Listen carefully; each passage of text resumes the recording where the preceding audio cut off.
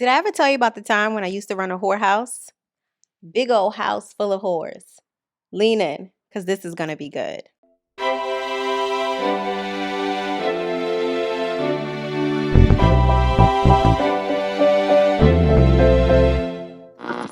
So a few months ago, I had a past life regression therapy session with Neoshi Hypno. Shout out Neoshi Hypno. It was one of the most interesting experiences I've ever had. So I know when you think about hypnosis, you kind of get that picture of like somebody counting backwards and controlling you that we've seen in movies. But it's nothing like that at all. Promise you, it is so safe and you will feel so good afterwards. It really is like being in a deep meditative state. You're awake, you're aware, you're of sound mind and body, but you have someone who's guiding you through this process of self-reflection and self-awareness, which you know I'm all about. And so during my past life regression therapy session with Neoshi Hypno, I discovered that in a past life, I used to be a whole madam. I had an entire house full of women who were sex workers. And in the midst of going through the process of connecting with this past life and seeing myself and seeing the things that I experienced, it made immediate sense to me. Right? I know a lot of us have judgments about sex and sex workers and women who choose to live their lives in that way. But for me, it immediately connected to a sense of feminine power and empowerment, right? And in this past life, I don't know what year it was, but I do know that there were no roads and it was all dirt and the homes were like shacks, right, at the time. So it was probably hundreds of years ago, at least 100 years ago. And if we think about how women were operating in that way, they had to generally rely on men. They weren't able to seek education. They weren't able to climb the social ladder. And sex became a tool.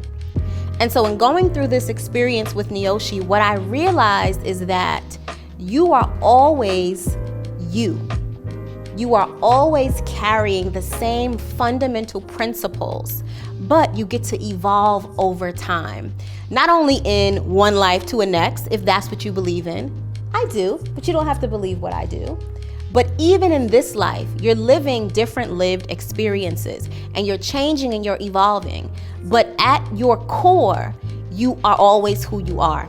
And so for me, empowering women, helping women to become sacred queens and to live life from a place of personal power has always been important.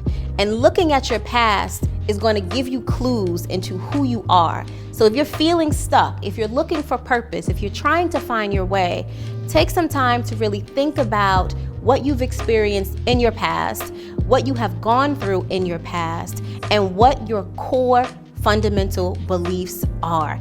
You'll get so much guidance from that simple process. It's important for us to recognize that sex is such a connecting behavior, such a connecting pattern. It's an intercourse. We share energy. We share spiritual experiences. We share thoughts and all of these things.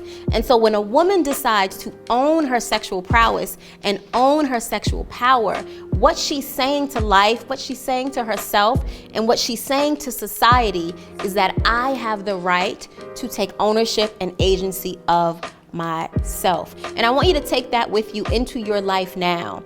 Sex is a beautiful thing. It's such a powerful tool, and it is the way for you to reconnect to your femininity and ground in your womanhood, as long as you own it and don't give your power away to anyone else.